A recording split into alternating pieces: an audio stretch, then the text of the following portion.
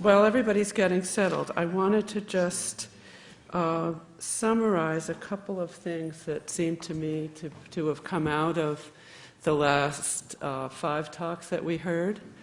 And the take-home message, it seems to me, of these 5 talks is that genetics is a new and wonderful way to the past, but it's only one way to the past. And we really have to, particularly, Michael Gomez said this particularly well, I think, and also Shamarka, that you really have to understand the context, the historical and the social context of the genetic samples that you take in order to interpret them.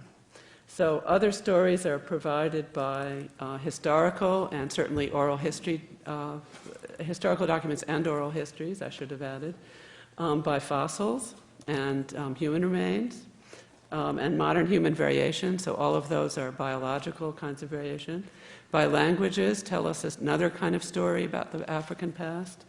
And artifacts, technologies, and their spread tell us something about the African past. For sheep to get all the way to the southern tip of Africa when sheep are coming from the Middle East, there has to have been some people who were moving, some people talking to each other. Those sheep didn't just walk down there on their own. So we know that that tells us something about the movement of people. And also the possibilities of past environmental interaction. There are times when, as we also heard, that you can't get across the Sahara, that the Sahara would have been rather inhospitable.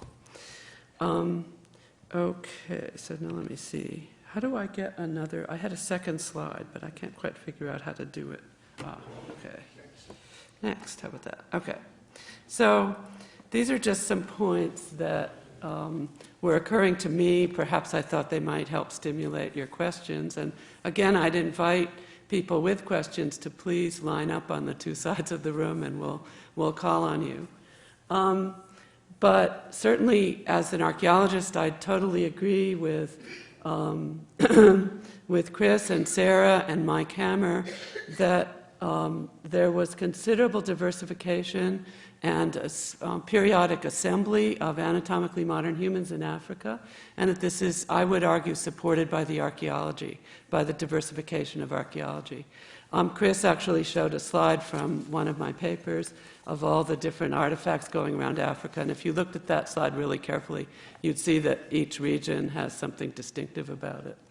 And that's 60 to 100,000 years ago. And that the people behind the genes have a history of migration, expansion, and contraction. And there's maybe individual histories or group histories, and so they're not always where you, the geneticist, find them now. And perhaps my own biggest flag to wave is that I worked for many, many years among the Geneflow of the Northwest Kalahari, who note are on the northern side of that geographic barrier.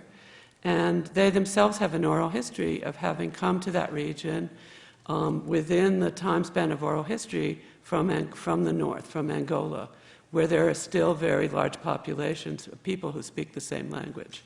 So to call those people South or Southern Africans is perhaps a distortion of their own view of where they came from.